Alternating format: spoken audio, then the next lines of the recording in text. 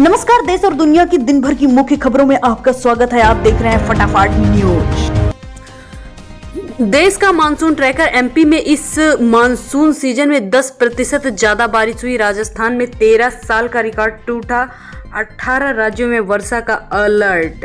मौसम विभाग आईएमडी ने शुक्रवार को 6 सितंबर को 18 राज्यों में भारी बारिश का अलर्ट जारी किया था।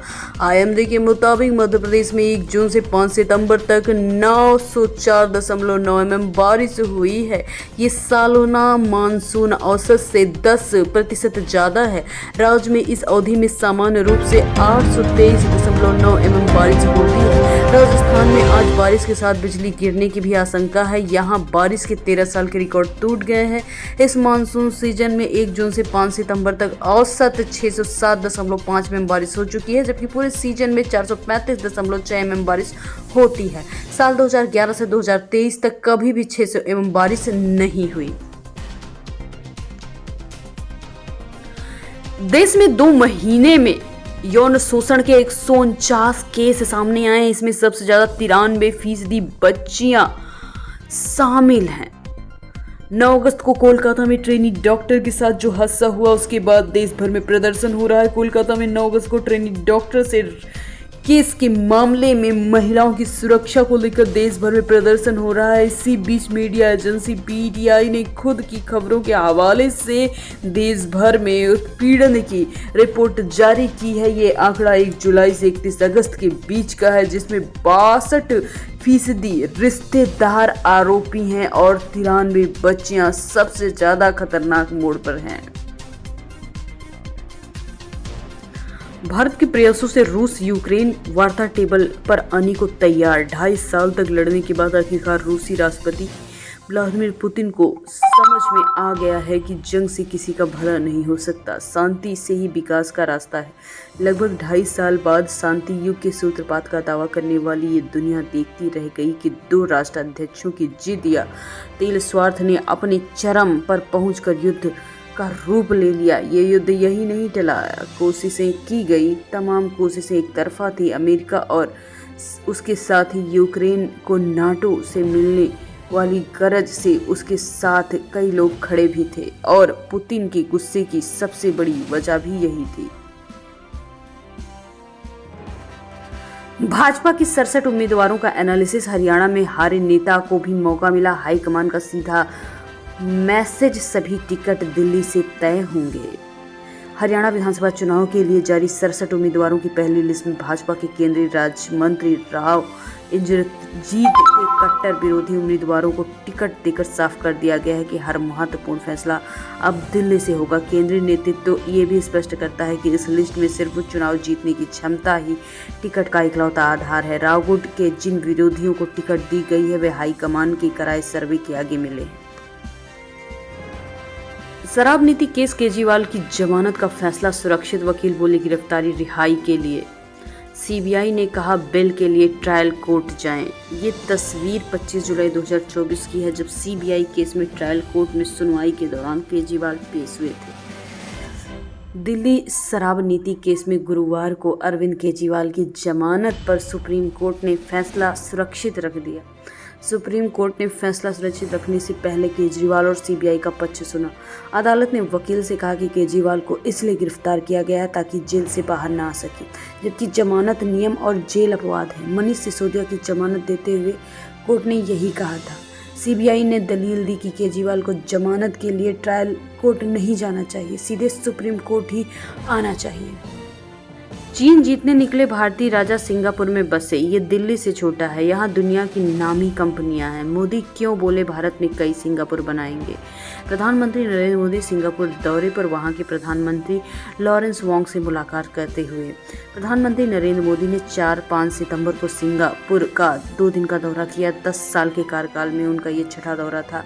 यहाँ पहुंचकर उन्होंने कहा कि सिंगापुर हर विकासशील देश के लिए प्रेरणा है। हम भी भारत में कई सिंगापुर बनाना चाहते हैं। सिंगापुर 719 वर्ग किलोमीटर का एक टापू देश है। ये इतना छोटा है कि भारत में 4571 सिंगापुर समा सकते हैं। सोने में 500 रुपये मजबूती आई है, चांदी 1000 रुपये उछाल मार चुकी है। आभूषण विक्रेताओं के बीच मांग बढ़ने के कारण गुरुवार को राजधानी में सोने का भाव 500 रुपये बढ़कर 74,100 रुपये प्रति 10 ग्राम, वहीं चांदी 1000 रुपये में बढ़कर 84,600 रुपये प्रति ग्राम पर बंद हुई है। मोहम्मद यूनुस बोले, हसीना भारत में रहकर चुप रहें, राजनीतिक बयानबाजी न करें, भारत बांग्लादेश संबंधों को नुकसान होगा। मोहम्मद यूनुस ने 8 अगस्त को बांग्लादेश के चीफ एडवाइजर के तौर पर शपथ ली है। बांग्लादेश के अंतरिम सरकार के चीफ एडवाइजर मोहम्मद यूनुस ने न्यूज एजेंसी पीटीआई के लिए एक इंटरव्यू में कहा कि पूर्व मुख्यमंत्री शेख हसीना को भारत में रहकर राजनीतिक बयानबाजी नहीं करनी चाहिए। यूनुस ने कहा कि वे हसीना के प्रत्यार्पण की मांग करेंगे, लेकिन तब तक हसीना को चुप रहना चाहिए, जिससे कि दोनों देशों के दिक्कतों में न पड़ने की उम्मीद बन पाए। कनाडा में खालिस्तान समर्थक पार्टी ने ट्रूडो का साथ छोड़ा। 2.5 साल से गठबंधन था, चुनाव के 1 साल पहले गिर सकती थी सरकार। कनाडियाई पीएम जस्टिन ट्रूडो संसद में अगर बहुमत साबित नहीं कर पाए तो उनकी सरकार गिर जाएगी। कनाडा में जस्टिन ट्रूडो की लिबरल पार्टी और न्यू डेमोक्रेटिक पार्टी के बीच गठबंधन टूट गया है। सीबीसी न्यूज के मुताबिक इससे अल्पमत वाले ट्रूडो सरकार संकट मंडराने लगी है। अब उन्हें सत्ता पर बने रहने के लिए दूसरे दल का समर्थन हासिल करना होगा। एनडीपी के खालिस्तान समर्थक नेता जगमीत सिंह ने एक वीडियो जारी किया है कि वो दोनों पार्टियों के बीच 2022 में हुए समझौते को तोड़ रहे हैं। उन्होंने कहा कि लिबरल पार्टी व्यापारियों के आगे झुक गई है, वे बदलाव नहीं कर पा रहे हैं। पेट्रोल डीजल के दाम में कोई बदलाव नहीं, रिलायंस के शेयर होल्डर को एक के बदले एक और शेयर मिलेगा। सेबी कर्मचारी बुच का इस्तीफा मांग रहे हैं। कल की बड़ी खबर में रिलायंस से जुड़ी हुई है। रिलायंस इंडस्ट्रीज के बोर्ड की कल यानी 5 सितंबर की शेयरधारकों को 1:1 के रेशियो में बोनस शेयर जारी करने की मंजूरी है। 1.1 रेशियो का मतलब है eligible share holder Reliance industries का 1 के बदले 1 शेयर मिलेगा। वही अडानी बोले, 16 साल की उम्र में अपनी सीमाएं तोड़ी, लोग आज भी पूछते हैं पढ़ाई क्यों नहीं की, मुंबई क्यों आ गए। अडानी ग्रुप के चेयरमैन गौतम अडानी, जय हिंद कॉलेज मुंबई। अडानी ग्रुप के चेयरमैन गौतम अडानी ने कहा कि लोग आज भी मुझसे पूछते हैं कि मुंबई क्यों आया, मैंने अपनी पढ़ाई क्यों पूरी नहीं की। इसका जवाब सपना देखने वाले हर युवा के दिल में है, जो बाउंड्री और बाधाओं के रूप में नहीं बल्कि चुनौतियों के रूप में अपने जीवन को देखता है। उन्होंने कहा कि 16 साल का था, अपनी पहली बाउंड्री तोड़ने का फैसला किया, जहाँ मैंने पढ़ाई एजुकेशन के साथ अज्ञात भविष्य की ओर आगे बढ़ने का सपना देखा था।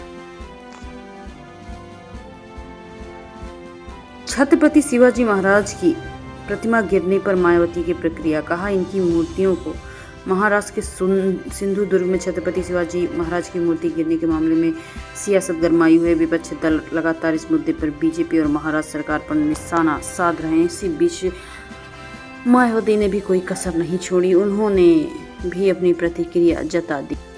आईपीएल में फाइल लगने के बाद नहीं आए हर्षित राणा, अब दिलीप ट्रॉफी में कर दी ऐसी हरकत। हर्षित राणा दिलीप ट्रॉफी 2024 में इंडिया डी के लिए खेल रहे हैं। यहां हर्षित ने वही हरकत कर दी जिसके चलते आईपीएल में उन पर फाइन लगा।